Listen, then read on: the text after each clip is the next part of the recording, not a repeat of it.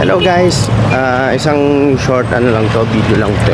So trending ito dun para sa mga mahihilig manood ng mga wrestling. So isa rin ako, fan din ako ng wrestling So ito yung tinatawag na WrestleMania 42 meron na naman isang wrestler na nag-retire. So after ni John Cena, yan. So sumunod na nga itong si Brock Lesnar.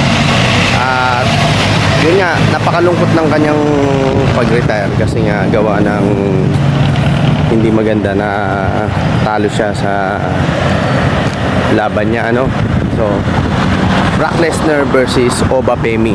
So natalo si Brock Lesnar kay Oba Femi sa laban na yan dyan dito sa WrestleMania 42.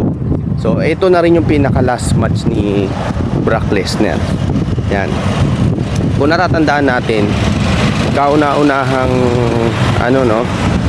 sa history na naging WWE champion sa edad niyang 25 years old si Brock Lesnar sa debut game niya yan noong 2002 nakuha niya yung title na yan na WWE champion siya sa edad na 25 years old. So ayun, naging last match niya itong game na to kay Oba Femi. Walang nakakaalam talaga na matatalo siya sa laban na yan nilang dalawa. Kaya ito na rin yung pinaka naging final match niya.